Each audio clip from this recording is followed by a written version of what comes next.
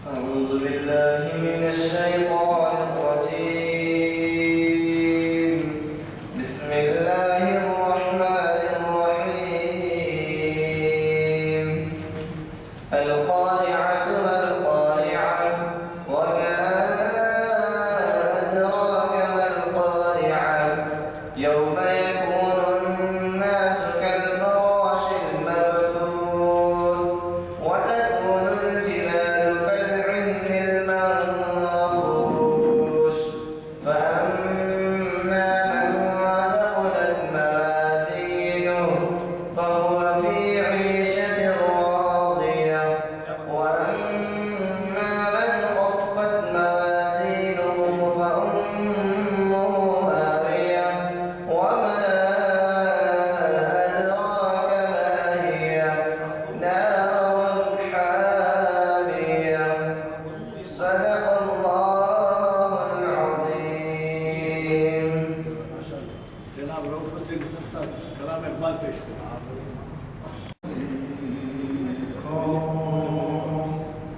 فقط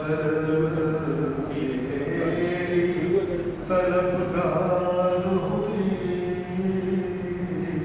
کون سی فقط تیری طلبگار ہوئی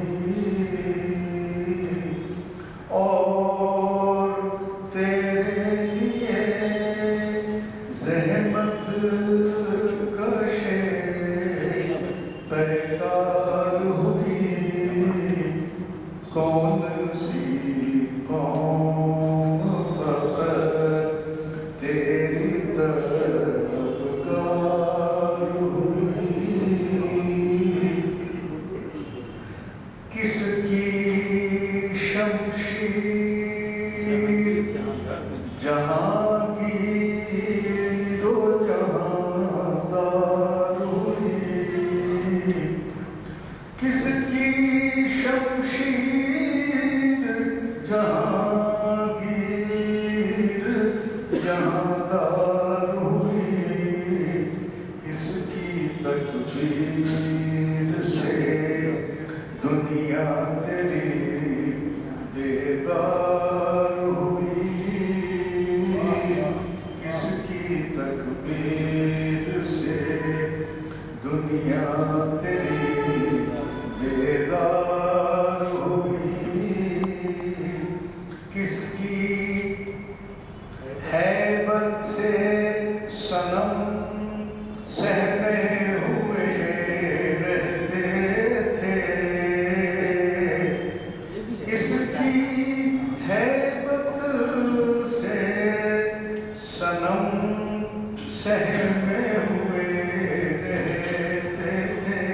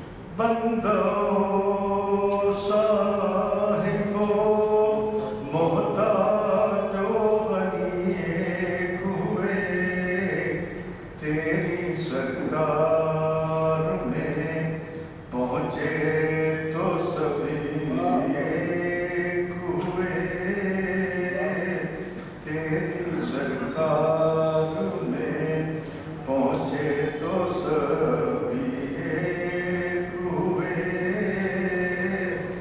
کون سی قوم فقط تیری طلبگار ہوئی اور تیرے لیے زحمت کشے بیکار ہوئی۔ 2015 مطابق 18/14/37 ہجری بعد نماز عصر جامع مسجد عالیہ گنگوم کے کانفرنس ہال میں نے ابھی جماعت عصر کے بعد اعلان کیا تھا کہ جناب محمد ضیاء الدین نیر صاحب سفر پر ہیں اور وہ نکل چکے ہیں لیکن وقت پر نہیں پہنچیں گے اور وہ نہیں چاہتے تھے کہ سامعین کو ہم ٹھہرائیں، تو انہوں نے ٹیلی فون پر رابطہ پیدا کیا جناب سید امتیاز الدین صاحب جو آپ کے جانے مانے والیات کے اسکالر ہیں، اور ان سے خواہش کی تو انہوں نے ہماری آج کی اس محفل کو مخاطب کرنے سے اتفاق کر دیا۔ صرف اتنا ہی عرض کروں گا کہ وہ شاید چونکہ تیاری کا موقع نہیں تھا تو عبدالرحمٰن سلام مصطفیٰ کے عنوان سے مخاطب نہیں کر رہے ہیں، بلکہ اقبال کی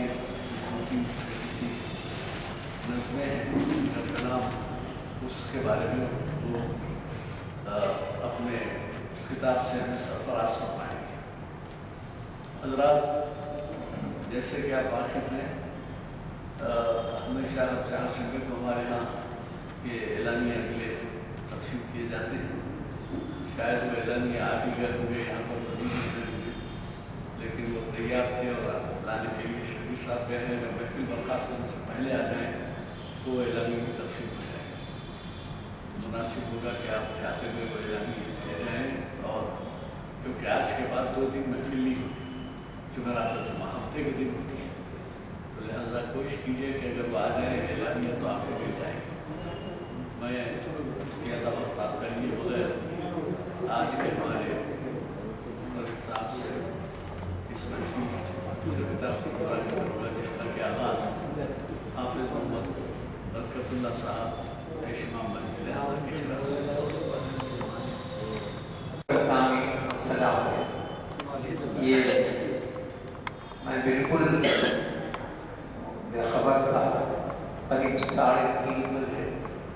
ضیاء الدین نیر صاحب سے فون آیا کہ آج وہ کسی سے آج چھوٹیں گے یا وقت پر پہنچ نہیں سکتے،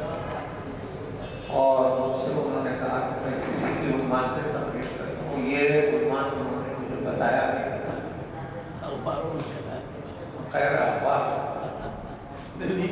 کئی دن سے اعلان ہوتا ہے، ایک ہفتے سے۔ ہاں وہ تو ٹھیک ہے، میں اس سے واپس نہیں۔ بہرحال تو جلدی میں نے سوچا کہ اقبال کی چھوٹی چھوٹی نظمیں ہیں، یہ خدا کے حضور میں، اور اس کے بعد فرشتوں کا گیت اور فرمان خدا، تو یہ مجھ کو زیادہ آسان اور مور ڈسکرپٹیو معلوم ہوئی، تو میں یہ کو لے کے آ گیا، لیکن مجھے آنے میں بھی دیر ہوئی اور نماز میری چھوٹ گئی، میں نے اکیلے پڑھی، تو اب جو بھی ہے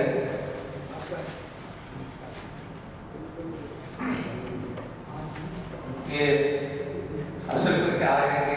بالکل اقبال کا اس میں تخیل ہے، یعنی حقیقت نہیں ہے، بلکہ اقبال نے اپنے دور پہ ایک خیال باندھا اور یہ نظمیں لکھی۔ پہلی بات تو ہے کہ ایتھیسٹ تھا، یعنی ملحد تھا، اور خدا کا اس کا تصور بھی نہیں تھا، لیکن ظاہر ہے کہ جب آدمی خدا کے حضور ہوتا ہے اپنی موت کے بعد تو اس کو از خود سب یقین آ جاتا ہے، کیونکہ وہ اگرچہ اس یقین کی اہمیت نہیں ہے، اس وقت معافی کا دروازہ بند ہو جاتا ہے، لیکن چونکہ لینن کافی اس نے دنیا کو متاثر کیا، اور سب سے بڑا انقلاب جو تھا رشین ریولوشن، وہ لینن کی کوششوں کا نتیجہ تھا، اور چنانچہ آپ بھی لینن کی وہاں عزت ہے، اگرچہ یہ کمیونزم فیل ہو چکا ہے۔ تو تھوڑی سی بات یہ ہے کہ لینن جو تھا اس کا باپ انسپیکٹر آف اسکولس تھا، اور اس کی وجہ سے لینن کو بھی پڑھنے لکھنے کا بہت شوق تھا، اور اس نے کافی گہرا مطالعہ کیا، اور آگے چل کر اس نے کارل مارکس کی کتابیں پڑھی، اور کارل مارکس کی تعلیمات سے اتنا متاثر ہوا، وہ زار جو روس کے ہوا کرتے تھے ان کے خلاف اس نے عالم بغاوت کھڑا کر دیا، اور چنانچہ اس کو روس سے باہر کر دیا۔ تو وہ اور اس کا ایک ساتھی ٹروٹسکی سوئٹزرلینڈ ہے، اور وہاں سے انہوں نے کمیونزم کی اشاعت شروع کی، پرچہ جاری کیا، اور 1917 میں رشیا میں وہ انقلاب ہوا، جس سے خود اقبال بھی بہت متاثر ہوئے اس وقت، اگرچہ بعد میں وہ انہوں نے کمیونزم کو اس کو نامنظور کر دیا، کیونکہ اس میں خدا کا بھی تصور نہیں تھا، اور کچھ ایسے خیالات تھے جو ہو نہیں سکتے، ظاہری طور پہ کوئی بھی غریب نہیں رہے گا اور سب لوگ برابر ہو جائیں گے، یہ دنیا میں کبھی ہوا نہیں۔ تو ان تمام چیزوں کو دیکھتے ہوئے اقبال نے بلا کر کمیونزم کو رد کر دیا۔ لیکن یہ نظم جو ہے یہ کچھ اس طرح ہے کہ خدا کے حضور میں پیش ہوتا ہے، اور اس کے سامنے بہت سی باتیں دنیا کی بتاتا ہے کہ کس طرح ایک بہت بڑی آبادی دنیا کی ظلم کا شکار ہے، سرمایہ کاری کا شکار ہے۔ تو اس کے بعد پھر فرشتے بھی لینن کی تائید میں کچھ گیت گاتے ہیں، اور بالآخر خدا کا فرمان جاری ہوتا ہے۔ ان چیزوں کو بنا کر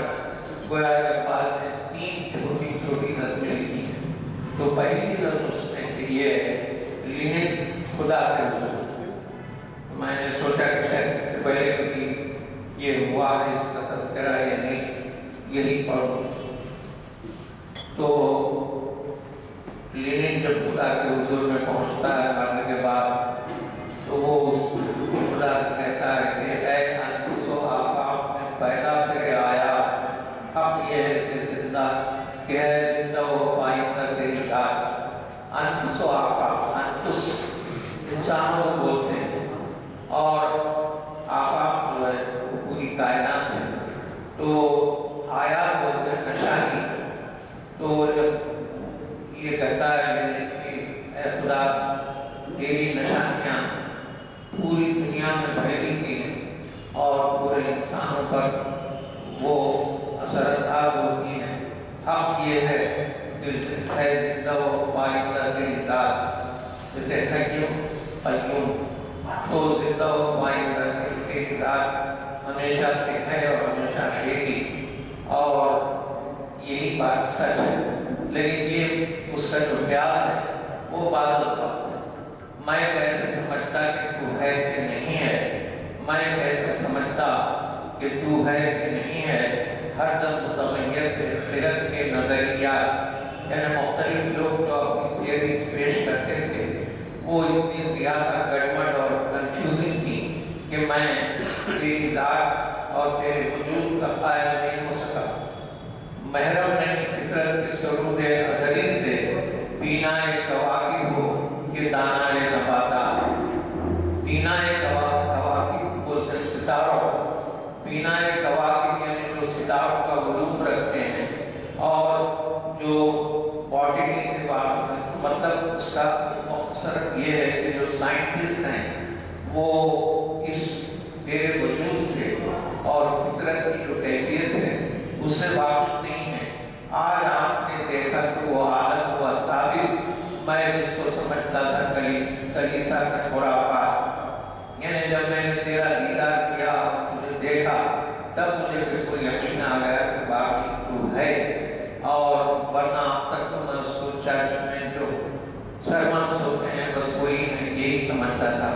ہم بندے شب و روز میں جکڑے ہوئے بندے، تو خالق آثار و نگاہ آنا، یعنی تمام زمانے کا خالق وہ ہے، اور جتنی بھی جہتیں ہوتی ہیں ان کا بھی تو ہی خالق ہے، اور ہم جو ہیں وہ شب و روز میں جکڑے ہوئے رہتے ہیں کہ تیرے وجود کو سمجھ نہیں سکتے۔ ایک بات اگر مجھ کو اجازت ہو تو پوچھوں، حل کر نہ سکے جس کو حکیموں سے مقالات، یعنی جو بڑے بڑے علماء تھے یا بڑے بڑے فلسفی تھے، ان کے جو مقالات تھے، جو فائنڈنگز تھے یا تھیوری تھے، وہ جو مجھ تک پہنچی ہیں وہ عجیب و غریب ہیں۔ اس لیے میں تم سے پوچھنا چاہتا ہوں کہ جب تک میں جیا خیمہ افلاک کے نیچے کانٹے کی طرح دل میں کھٹکتی رہی یہ بات کہ جب تک بھی میں زندہ رہا اس آسمان کے نیچے، تو یہ بات میرے دل میں کانٹے کی طرح کھٹکتی رہی کہ گفتار کے اسلوب پہ قابو نہیں رہتا جب روح کے اندر مختلف خیالات، یعنی جب روح میں مختلف باتیں ذہن میں آتی ہیں تو اپنی بات پہ قابو نہیں رہتا۔ وہ کون سا آدم ہے کہ جس کا ہے معبود، وہ آدم خاکی کہ جو ہے زیر سماوات، یعنی وہ کون سا آدمی ہے، وہ کون سی آدمیت ہے، یہ انسانیت ہے جس کا تو معبود ہے، کیونکہ جو آدم خاکی ہے وہ عجیب حالات سے گزر رہا ہے۔ مشرق کے خداوند سفیدان فرنگی، مغرب کے خداوند کہ مشرق میں جو لوگ رہتے ہیں ان کے اوپر مغرب کے لوگ حاوی ہیں، اور خود مغرب کے جو لوگ ہیں وہ اپنے روح کے فیصلے اور مادی خیالات میں الجھے ہوئے ہیں۔ یورپ میں بہت روشنی ہے، علم و ہنر ہے، حق یہ ہے کہ بے چشمہ حیوان یہ ظلمان، یعنی یورپ میں اگر علم کی بہت ترقی ہوئی ہے، علم و ہنر کی، لیکن سچی بات یہ ہے کہ اس میں کیونکہ جو خدا شناسی ہونا چاہیے وہ نہیں ہے، اس لیے وہ خود بھی تاریخ میں ڈوبا ہوا ہے۔ رامائنی تعمیر میں، رونق میں، صفا میں گرجوں سے کہیں بڑھ کے ہیں، بینکوں کی عمارات یہ مادیت کی طرف بتاتے ہیں کہ جو چرچز ہیں ان سے زیادہ شاندار عمارتیں بینکوں کی، ظاہر میں تجارت ہے، حقیقت میں جوا ہے، سود ایک کا لاکھوں کے لیے مرگ مفادات، یعنی بظاہر یہ تجارت کہلاتی ہے، بینک جو بھی ہے اور جتنے بھی قسمیں ہیں، لیکن وہ حقیقت میں سود کی لعنت کی وجہ سے جوئے کی کیفیت ہے، اور چند لوگ سود کماتے ہیں لیکن اس کی وجہ سے بے شمار لوگوں کی موت ہو جاتی ہے وہ سود کی ادائیگی ہے۔ یہ علم، یہ حکمت، یہ تدبر، یہ حکومت، پیتے ہیں لہو، دیتے ہیں تعلیم مساوات، یعنی جو مغرب کی قوتیں ہیں، طاقتیں ہیں، وہ اگر سے ایکوالٹی کی بات کرتے ہیں لیکن حقیقت یہ ہے کہ وہ کسی پر بھی ایکوالٹی کا عمل نہیں ہوتا اور سب ظلم کے تلے دبے ہوئے۔ بیکاریوں، اوریانیوں، میخاریوں، افلاس، کیا کم ہے فرق کی مدنیت کے فتوحات، یعنی ایک طرف تو انپلائمنٹ ہے، دوسری طرف فحاشی یا آبسٹیٹی ہے، اور شراب پینا ہے، اور دنیا میں افلاس پھیلا ہوا ہے، اور یہی ہوا فرقیوں کی شہریت یا فرقیوں کے اصول ہیں جو ایک فتوحات کے طور پر سب پر لازم ہو گئے ہیں۔ وہ قوم کے فیضان سماوی سے وہ محروم، ہر اس کے کمالات کی ہے برف و بخارات، یعنی جو قوم اپنے آپ کا دعویٰ کرتی ہے کہ وہ تمام آسمانی جو فیض ہیں وہ پہنچا رہی ہے لیکن حقیقتاً اس سے محروم ہے، اور اس کی جو بھی کمالات ہیں یا اچیومنٹ ہیں وہ صرف برف اور بخارات کی طرح اڑ جانے والی چیزیں ہیں اور کوئی بھی دیر پا نہیں ہے۔ دل کے لیے موت، مشینوں کی حکومت، احساس مربت کو کچل دیتے ہیں حالات، یعنی دل کے لیے جو مشینوں کی حکومت ہے، جو انڈسٹریلائزیشن ہے، جو یعنی مختلف قسم کی صنعتوں کو صرف تجارت کا نظریہ ہے اور مربت مطلق نہیں ہے۔ آثار کچھ کچھ نظر آتے ہیں کہ آخر تدبیر کو تقدیر کے شاگرد نے کیا مان، اور اب جو دنیا کے حالات ہیں جو بے چینی پھیلی ہوئی ہے، اس سے یہ معلوم ہوتا ہے کہ تقدیر کا شاگرد جو ہے تو خدا ہے، اور یہ لوگ جو کچھ کر رہے ہیں یہ اپنی اپنی تدبیریں کر رہے ہیں، تو تقدیر کا شاگرد جو خدا ہے وہ ان سب کو مان کر کے رہے گا۔ میخانے بنیاد میں آیا ہے تزلزل، بیٹھے ہیں کسی فکر میں پیران شرابات، یعنی سب لوگوں کو اندازہ ہو گیا کہ شراب نوشی کی جو لعنتیں ہیں وہ میخانے کی بنیاد کو ہلا دے رہی ہیں، اور پیران شرابات جو ہیں جو بہت زیادہ پیر محمد سے میخانے سجا کے بیٹھے ہیں، وہ بھی اسی فکر میں غلطاں ہیں کہ کہیں ان کے میخانے بند نہ ہو جائیں۔ چہروں میں جو سرخی نظر آتی ہے سر شام، یا بادہ ہے یا ساغر و مینا کی کرامہ، یعنی چہروں میں جو سرخی نظر آتی ہے وہ اصل میں کوئی صحت مندی کی سرخی نہیں ہے، یا تو وہ میک اپ ہے یا پھر جو ہے شراب کی زیادت کی وجہ سے ان کے چہرے سرخ ہو جاتے ہیں۔ تو قادر و عادل ہے مگر تیرے جہاں میں ہیں تلخ بہت بندے مزدور کے اوقات، یعنی جو مزدور ہیں وہ پس رہے ہیں اور وہ شکار ہیں سرمایہ داروں کے، اور تو جو ہے قادر ہے عادل ہے انصاف کرنے والا ہے، لیکن جو بندے مزدور کے جو حالات ہیں وہ بہت ہی تلخ ہیں۔ کب ڈوبے گا سرمایہ پرستی کا سفینہ، دنیا ہے تیری منتظر روز مکافات، یعنی جس دن تیرے فیصلے کا دن ہوگا اور جب سرمایہ داری کا سفینہ یا اس کی کشتی ڈوب جائے گی، دنیا اسی وقت کے لیے منتظر ہے۔ تو یہ اس طریقے سے دین جو ہے ایک طرف تو اپنے الحاد اور خدا کو نہ ماننے کی وجہ بتاتا ہے کہ میں نے صحیح معنی میں تیرے بارے میں سوچا نہیں تھا، اور میری نظر جو تھی جو دنیا میں غریبوں مظلوموں اور مزدوروں پر جو کچھ گزر رہی ہے وہی میرے پیش نظر تھا، اس لیے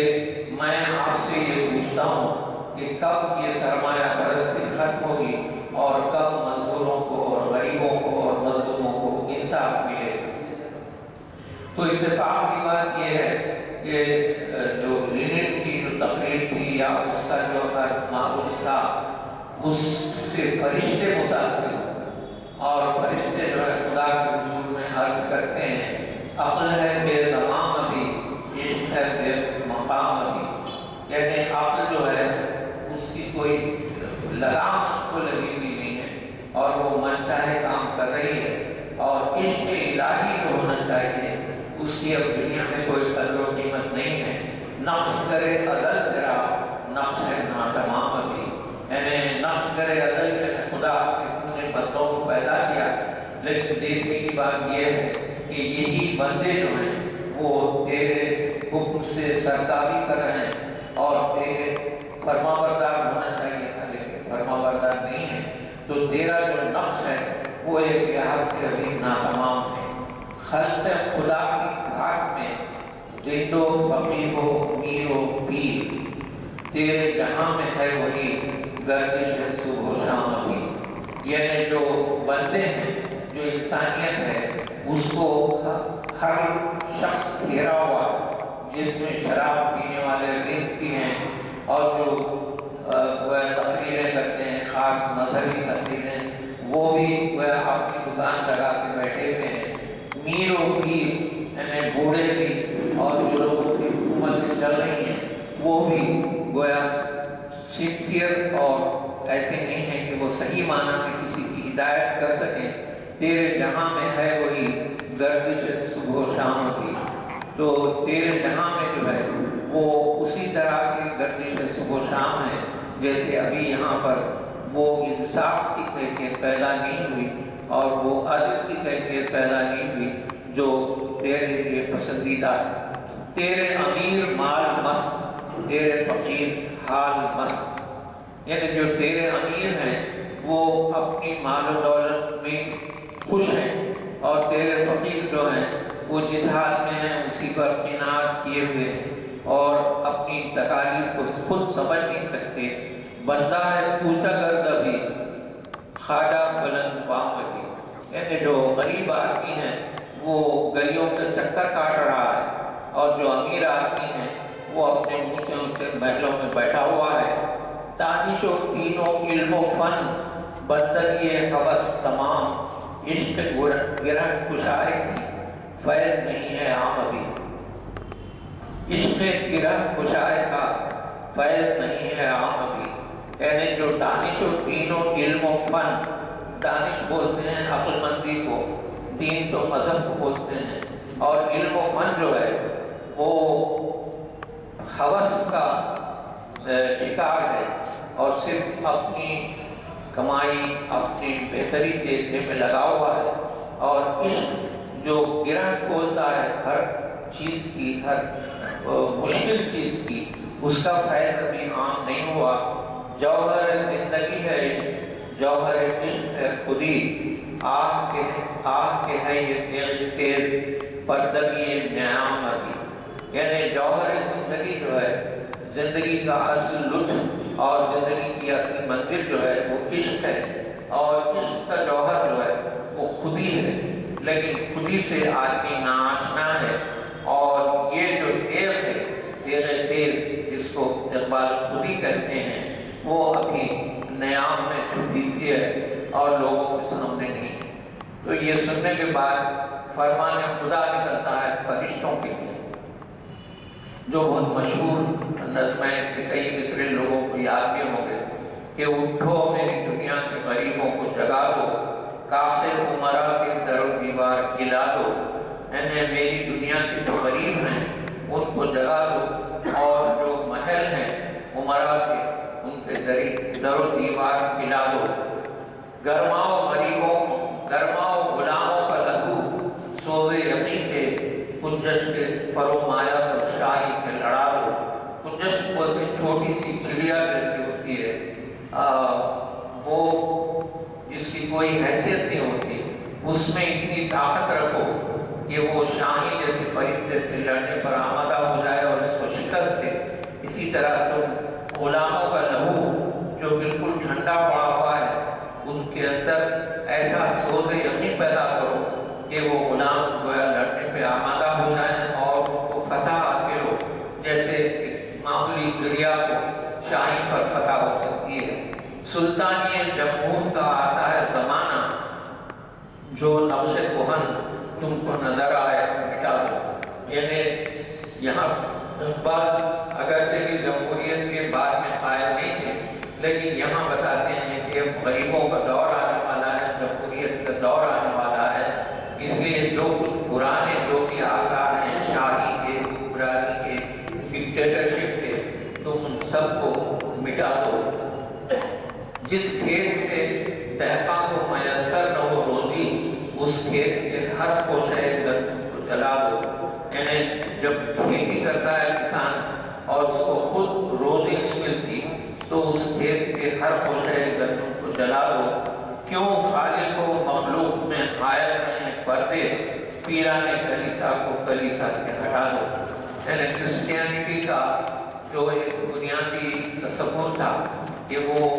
خدا تک بھی پہنچنا ہے، تو ان کے توسط سے پہنچنا، وہ معافی نامے لکھے دیتے تھے تو اس کو قبر میں دفن کر دینا تاکہ وہ قیامت کے دن ان کو معافی نصیب ہو۔ تو یہ سب غلط ہے۔ ایک بات جو شاعر یہ کہتا ہے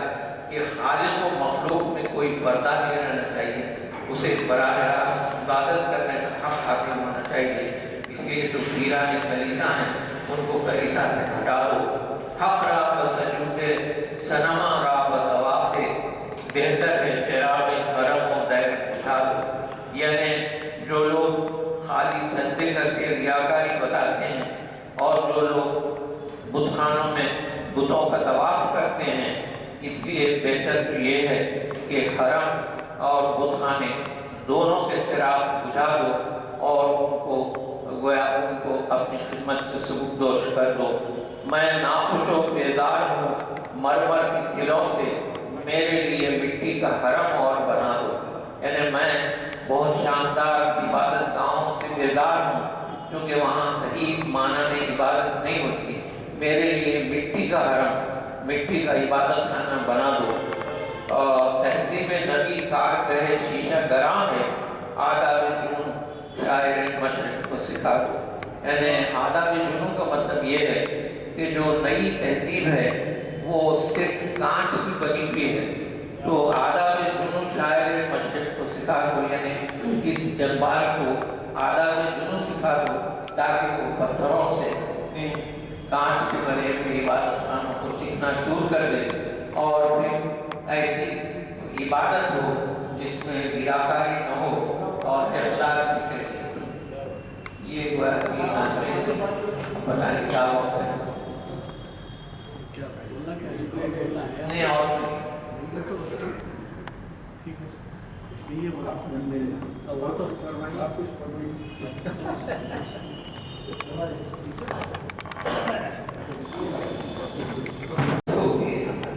اور تو اقبال کی جو زمانہ ہے وہ بھی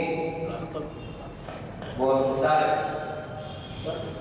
تو یہ نظم چھوڑ دیجیے. اس میں اقبال کہتے ہیں کہ جو تھا نہیں ہے، جو ہے ہوگا، یہی ہے حرف مجرمانہ، قریب تر ہے نمود جس کی، اسی کا مشتاق ہے کہانا. تو اس کا مطلب یہ ہے کہ جو کل تھا وہ آج نہیں، اور جو آج ہے وہ کل نہیں رہے گا. اس لیے بہتر تو یہ ہے کہ آدمی اپنے مستقبل کے بارے میں سوچے اور اس کے لیے لائق عمل پلاننگ اس کے لیے رکھے. تو زمانہ یہ کہتا ہے کہ میری سراغی سے قطرہ قطرہ نئے مباحث ٹپک رہے ہیں، میں اپنی تصویر روز و شب کا شمار کرتا ہوں دانا دانا. میں نے ہر روز ایک نئی کیفیت دنیا میں ہوتی ہے، اور جس طرح سراغی سے قطرہ قطرہ پانی ٹپکتا ہے اسی طرح میں اپنی تصویر روز و شب کا دانا دانا شمار کرتا ہوں. ہر ایک سے آشنا ہوں لیکن جدا جدا رسم و راہ میری، کسی کا راکب کسی کا مرکب کسی کو عبرت کا تازیانہ. راکب بولتے ہیں سوار ہو جانے والے، اور مرکب بولتے ہیں سواری کو، اور عبرت کو معلوم ہے کہ کسی کو گویا سبق سکھانا. تو زمانہ جو ہے یہ تینوں کام کرتا ہے. جو لوگ بہت زیادہ ایکٹیو رہتے ہیں، جو دنیا میں نام کماتے ہیں اپنے اچھے اچھے کاموں سے،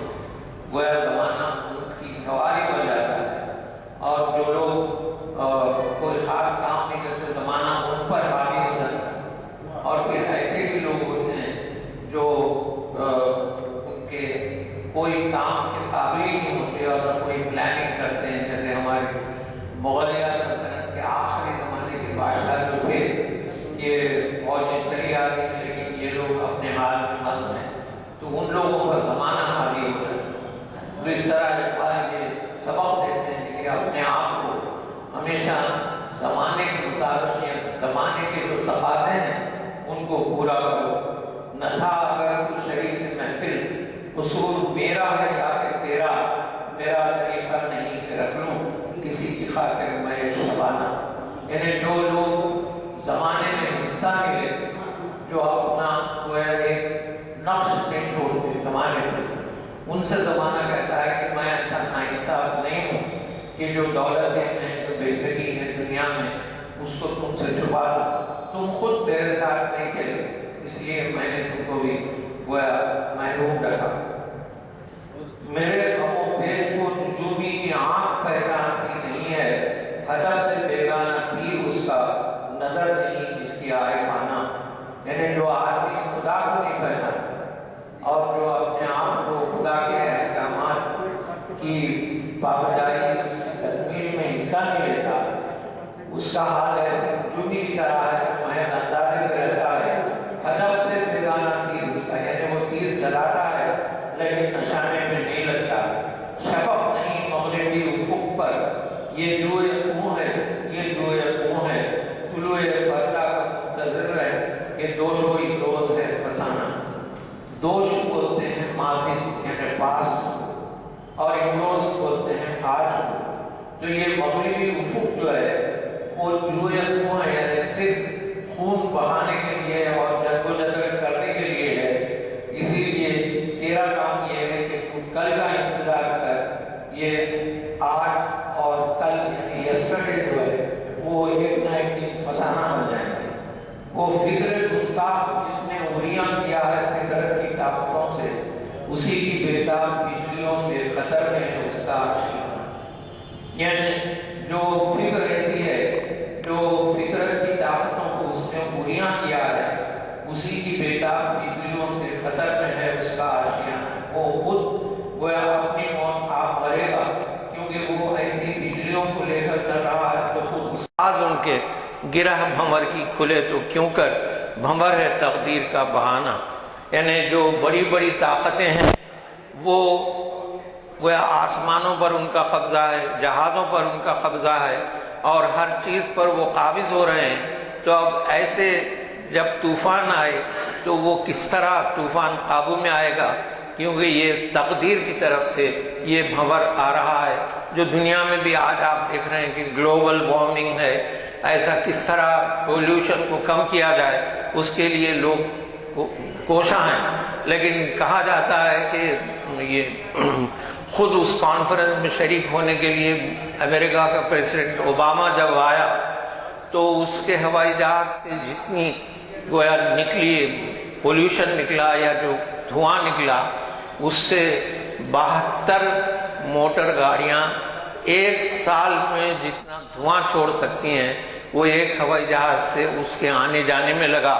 تو ظاہر ہے کہ جب ایسے حالات ہوں تو یہ خود قدرت کی طرف سے ہے کہ جس میں تباہی بھی ہو رہی ہے، اور یہ گلوبل وارمنگ ہے یا ایسی دوسری چیزیں ہیں، آفتیں ہیں، موسموں کا بدلنا، بلکہ جب بارش ہونا ہے گرمی چل رہی ہے، اور جب سردی ہونا ہے بہت دیر تک تو گرمی رہی، پھر کہیں طوفان آ رہے ہیں، کہیں خشک سالی ہے۔ تو اسی کو اقبال نے گویا اپنی نگاہ دوربین سے ظاہر کیا ہے کہ وہ فکر گستاخ جس نے عریاں کیا ہے فطرت کی طاقتوں سے، اسی کی بےتاب بجلیوں سے خطر میں ہے اس کا آشیانہ۔ یعنی ایسے لوگ خود نقصان اٹھائیں گے جو آج اس تباہی کا باعث بن رہے ہیں۔ ہوائیں ان کی، فضائیں ان کی، سمندر ان کے، جہاز ان کے، گرہ بھنور کی کھلے تو کیوں کر، بھنور ہے تقدیر کا بہانہ، یعنی اللہ کی طرف سے ہے۔ جہان نو ہو رہا ہے پیدا، وہ عالم پیر مر رہا ہے، جسے فرنگی مقامروں نے بنا دیا ہے قمار خانہ۔ یعنی گویا جوا خانہ دنیا کو انہوں نے بنا دیا ہے، اور اسی لیے یہ جو پرانا زمانہ ہے ایک نہ ایک دن ختم ہوگی۔ اور وہ کس طرح ختم ہوگی، یہاں پر اقبال اپنے آپ کو لاتے ہیں کہ ہوا ہے وہ تند و تیز لیکن چراغ اپنا جلا رہا ہے، وہ مرد درویش جس کو حق نے دیے ہیں انداز خسروانہ۔ یعنی اقبال اپنے بارے میں کہتے ہیں کہ میں اگرچہ کہ فقیر ہوں لیکن اللہ نے مجھے شاہانہ انداز دیا ہے، اور اس تند و تیز ہوا میں بھی میں اپنا چراغ جلا کر دنیا کو بیدار کروں۔ وفی الآخرۃ حسنۃ وقنا عذاب النار ربنا اغفر لی ولوالدی وللمؤمنین یوم یقوم الحساب رب ارحمہما کما ربیانی صغیرا وصلی اللہ تعالی علی خیر خلقہ سیدنا و مولانا شفیعنا و نبینا و حبیبنا محمد و آلہ و اصحابہ و ازواجہ و ذریاتہ و اہل بیتہ اجمعین و سلم تسلیما کثیرا کثیرا۔